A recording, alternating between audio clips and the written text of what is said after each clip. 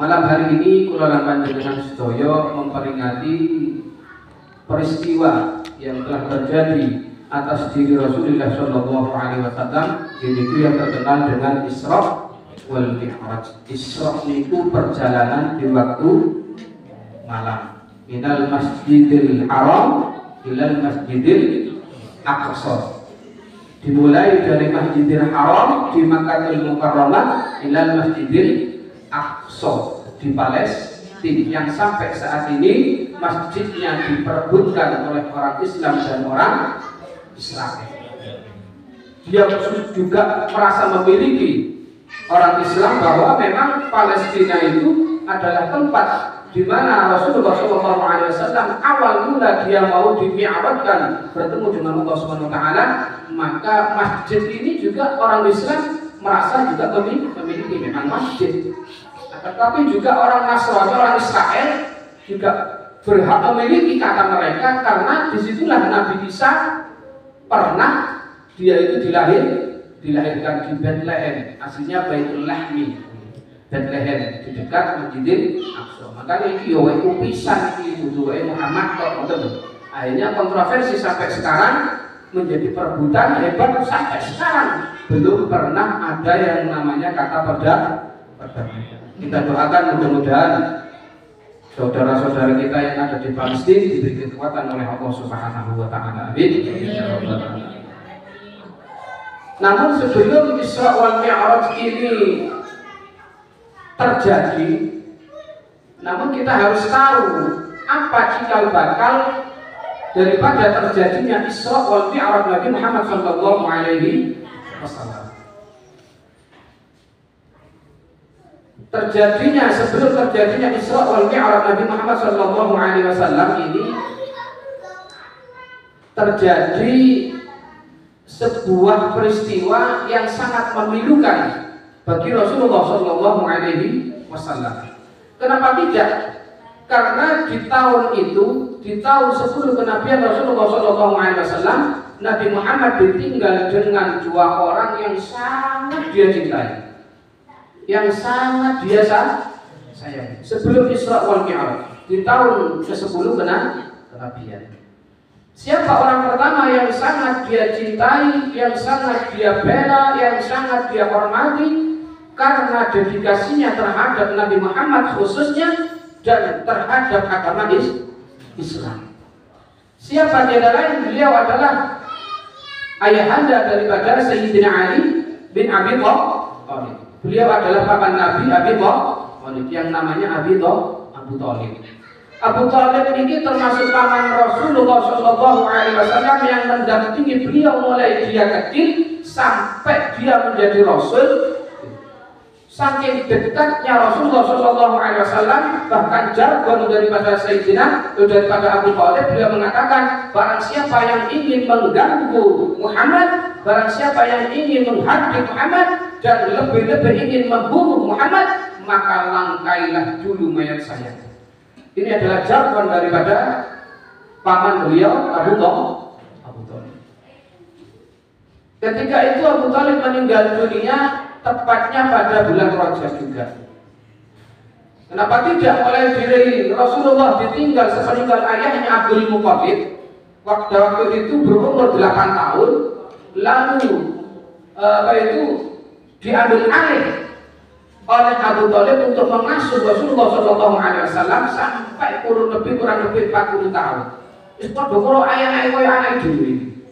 Saking sayangnya Abu Thalib terhadap Muhammad, apapun yang menjadi kebutuhan daripada Muhammad, Sayyidina Muhammad itu didahulukan daripada kebutuhan daripada anaknya sendiri. Saking sayangnya Nabi Muhammad. Kalau ceritanya sayangi paman, koyok sayangi paman Abu Thalib yang jadi kanjeng Nabi itu nggak ada.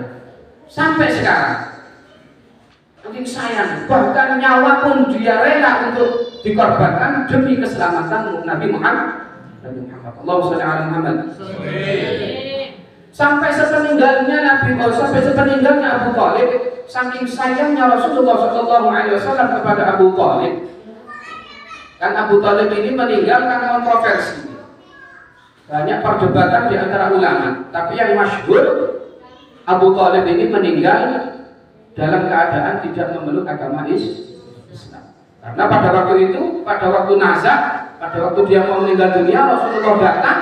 Juga pun bukan hanya Rasulullah, Abu Jahal juga di antara pembesar-pembesar kaum Quraisy ini juga datang ya, ingin menjenguk keadaan daripada Abu Thalib. Maka di situ ada perdebatan. Kata Muhammad, ya, dituntun ya paman saya ini, monggo maca syahadat asyhadu an la ilaha illallah wa asyhadu anna Muhammadar Rasulullah. Tentang Abu Jahal. Wahai Abu Thalib, apakah engkau ingin meninggalkan agama daripada Abu Thalib? Jadi nek cara wong mati bingung. Akhirnya secara zahir memang Abu Thalib meninggal dalam keadaan membawa agama Abu Thalib, dalam arti membawa agamanya, dalam arti tidak membawa agama Islam. Ini sebagai ulama berpendapat seperti itu. Karena secara zahir memang Abu Thalib mengatakan ini bahwasanya saya tetap membawa agama Abu Thalib, lalu dia meninggal dulu. Tapi sebagian dari sahabat ada yang melihat katanya seperti itu. Di Surat Al-Barzanji itu ada ini. Katanya melihat sekilas bahwa sebelum dia setelah mengatakan aku tetap dalam agamaku, maka setelah itu Abu Thalib itu corong Inggris abi kebi. Apa abi kebi? Apa jenisnya? Umi ini. Ini dulu ya. Nah, dulu ya. Kan kalau pengaruh ya. Itu persangkaan daripada beberapa sahabat dia membaca syahadat. Tapi wallahu a'lam gitu. Ini perdebatan yang di antara ulama. Tetapi Rasulullah SAW pada waktu itu setelah sampai tinggal Abu Thalib, beliau sampai saking sayangnya ya, bahwa zahirnya memang mengatakan dia termasuk orang yang meninggal tetap dalam agama Abu Thalib.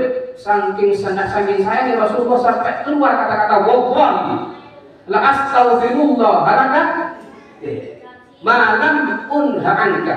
Wallahi demi Allah, seumpama aku diolehno untuk memintakan ampun terhadap orang yang seperti Abu Thalib, maka aku akan memintakan ampun kepada Allah Subhanahu wa taala kelak di hari kiamat. Ngotot Nabi Muhammad itu ngotot saking sayang, besok tetap sampai tak jalurnya sepuluh sampai ngomong wallahi Rasulullah. Saking sayang itu. Kalau ditinggal paman saking koyo ngono, nggih. Buat enten malih paman yang paling sayang.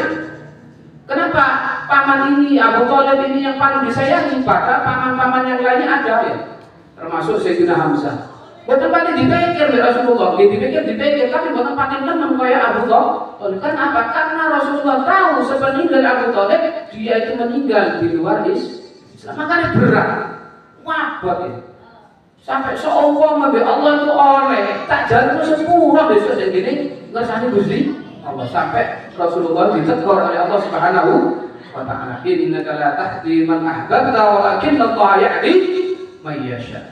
Wahai Muhammad, sesungguhnya aku yang memberikan hidayah kepada orang yang aku inginkan. Dalam arti Muhammad, kau tidak bisa memberikan hidayah meskipun kepada orang yang kau cintai. Sesungguhnya hidayah itu adalah datang dariku. Kanjeng Nabi lawas dari bahasa Inggris mana? Napa dipae itu jadi Allah. Innaka la tahdi man ahbabta walakin Allah yahdi may yasha. Sampai koyo ngono iki.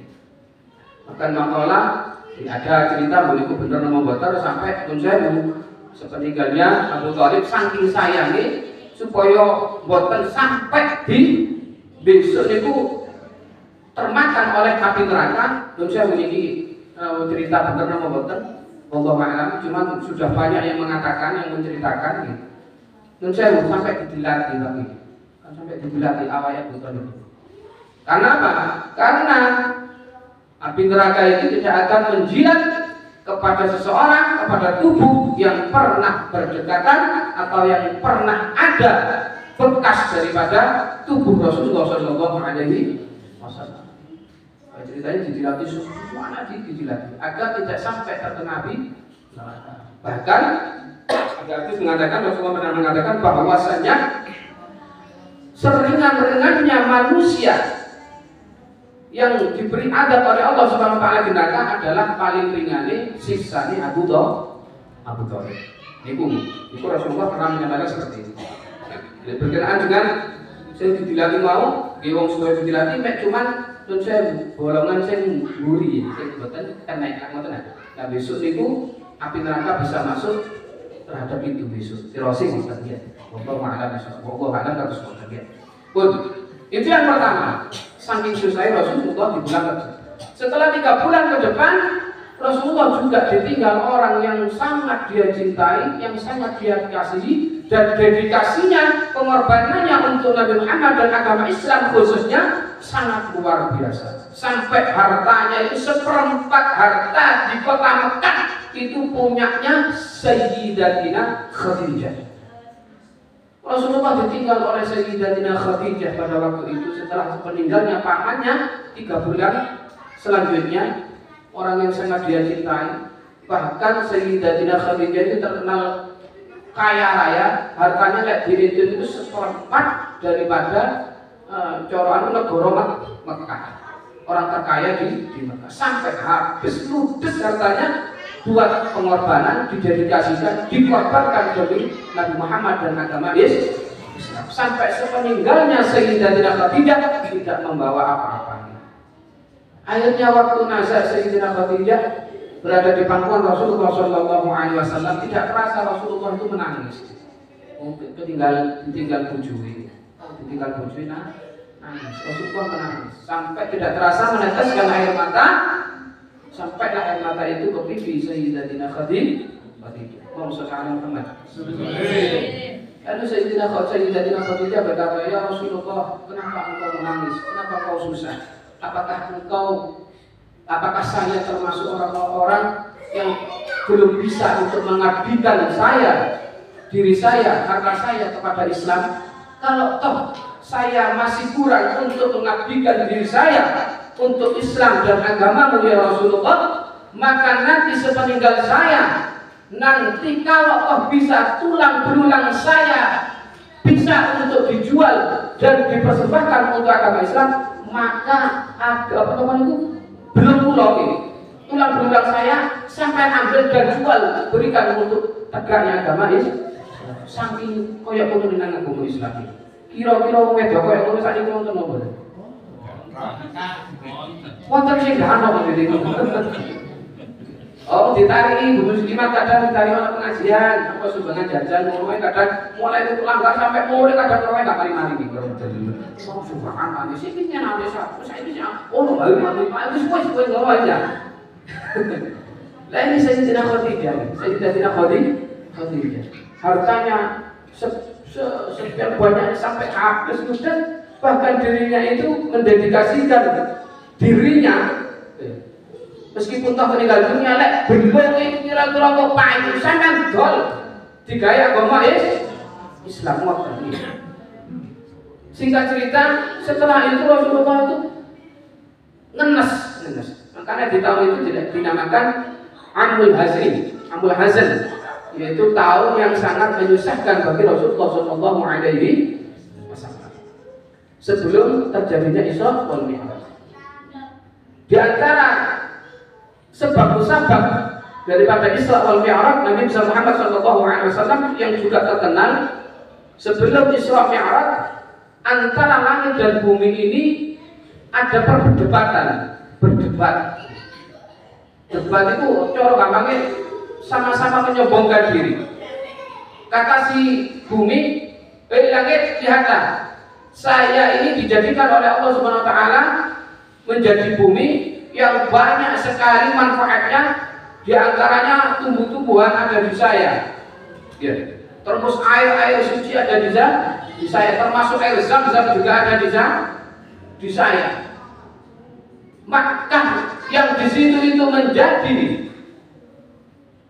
Ka'bah, yang di situ itu menjadi kiblat daripada orang-orang Islam dan nabi-nabi terdahulu juga ada di saya, itu kata bumi. Terus sampai itu apa yang ada di atas? Bumi aku gak mau ketinggalan. Saya dijadikan oleh Allah Subhanahu wa taala juga banyak kekayaan di sini. Di situ Baitul Ma'mur, tempat daripada tawafnya para malaikat ada di sini. Termasuk bintang juga ada di sini. Di sini. Surga dijadikan Allah SWT di atas langit. Bulan, matahari, dan planet-planet yang lain juga ada di sini. Di sini kamu nggak punya. Oh kalau begitu ya, kalau sampai punya seperti itu, saya punya andalan. Di antaranya makhluk yang paling dicintai oleh Allah Subhanahu Wa Taala, yang menjadi kekasih Allah Subhanahu Wa Taala, yang menjadi nabi yang terakhir, menjadi khatamun nabiyyin, Nabi Muhammad Sallallahu Alaihi Wasallam ada di bumi. Terus kamu apa? Akhirnya langit nangis wadul nang gini Gusti Allah, ya Allah, mula kok diambil bumi. Bumi mengatakan bahwasanya lautan ada di bumi, air ada di bumi, Zam-zam ada di bumi, Ka'bah ada di bumi, bahkan yang lainnya semuanya keenakan-enak ada di bumi. Dan saya juga menjawab, saya juga ada Baitul Ma'mur, saya juga ada bintang-bintang, ada juga rembulan, ada lagi planet-planet yang lain. Akan tetapi saya diingatkan oleh bumi bahwa sampean nggak punya yang namanya khatamun nabiyyin, menjadi nabi daripada pungkasan daripada para nabi. Ya Allah, tolong berikan saya keistimewaan, naikkan Rasulullah Shallallahu Alaihi Wasallam meskipun sedikit. Akhirnya terkabullah doa daripada silam. Nah ini cikal bakal daripada terjadinya Isra wal Mi'raj Nabi Muhammad Shallallahu Alaihi Wasallam, di antara daripada Yaumul Hasan tadi. Lek wong susah itu menurut saya mungkin. Lek kula lan panjenengan susah itu lek saged Kanjeng Nabi pun oleh Allah itu tidak diharuskan karena Nabi itu sorok kok enggak. Ya refreshing, paling tinggi setidaknya refreshing. Akhirnya dalam rangka Isra Mi'raj ini ya di refreshingnya, dicek fresh kan lho nggih. Makanya kalau lek panjenengan sedaya enggak ada setri, enggak ada keluarga, ya kira-kira rada sesat yo sing bapak-bapak dijak air dijak tuli, dijak nang warung ngono lho. Cek fresh ngoten lho nggih. Sampai nek kira-kira dijak tuli, dijak nang warung, dijak makan-makan kira-kira seneng apa seneng? Kok cek seneng iki. Makane salah wis sumpah bendina nek kene pawon, kayak mari pawon kok ngantuk turu ya, Dek. Pasur, paling ngobrolnya ya, Dek. Susah tonggoan itu. Kan nanti. Makane bapak-bapak kudu pengertian sampean. Nek kira ibu wis kirane pencuci piring kok piringnya apa dia rada pantet. Kadang-kadang bisa kan kudu ngerti iki kan. Iku kira-kira kudu mek entek sabune tok iku. Nek pikirane meh entek misalnya. Jadi harus ngerti sampean, dijak refleksi. Rasulullah pun juga seperti itu. Direfleksi oleh Allah Subhanahu wa taala agar cek boten sumpah. Akhirnya terjadilah peristiwa Isra wal Mi'raj Nabi Muhammad sallallahu alaihi wasallam. Allahumma shalli ala Muhammad.